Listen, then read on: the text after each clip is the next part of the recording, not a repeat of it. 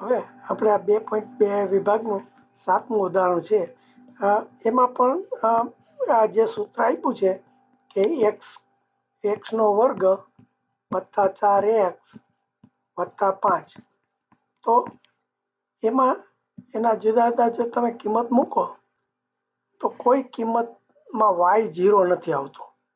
જો તમે આ જુઓ x બરાબર -4 મૂકો તો y ની કિંમત 5 આવે, -3 મૂકો તો 2 આવે, -2 મૂકો તો 1 આવે, -1 મૂકો તો 2 આવે, 0 મૂકો તો 5 આવે.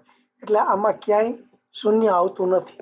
એનો અર્થ એમ કે આ ગ્રાફને તમે દોરશો તો આવી રીતે ઊંધો આવશે, પણ જો આ y ને ક્યાંય ટચ નથી થતો, એટલે એનો અર્થ કે આનામાં કોઈ શૂન્ય નથી.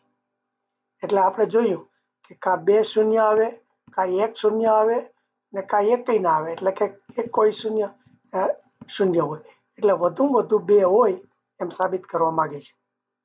એટલે એના શૂન્યો એટલે જ્યાં y ની કિંમત એટલે કે આપણી જે બહુપદી છે એની કિંમત શૂન્ય હોય ત્યારે x ની કિંમત કેટલી વખત આવે, કેટલી જુદી જુદી કિંમત આવે એ. એટલે આમાં જુદી જુદી x ની કોઈ કિંમત નથી આવતી, y ક્યારેય 0 આવતો નથી. એટલા માટે આ ગ્રાફ છે. તમે પેલા મારા ગ્રાફમાં હું બતાવી શકું, પણ આપણે એટલે હવે જો આપણે px લઈએ તો તેના અલગ તમે કેવું, એટલે આ એક બીજો એક છે, આપણે જોઈએ એને આપણે કેવી રીતે દર્શાવ્યો છે કે -6x - x². તો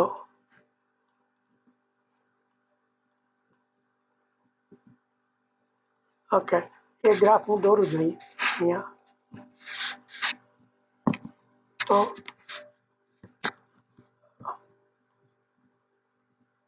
આ -6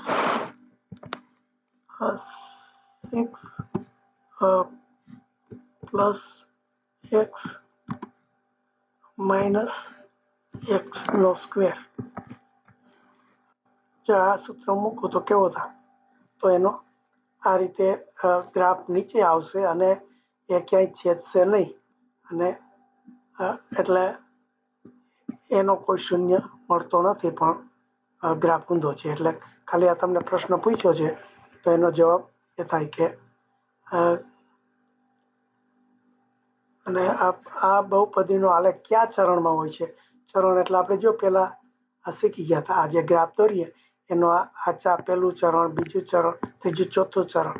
તો આ છે એ આપણે ત્રીજા ને ચોથા ચરણમાં આવે એમ કહી શકાય.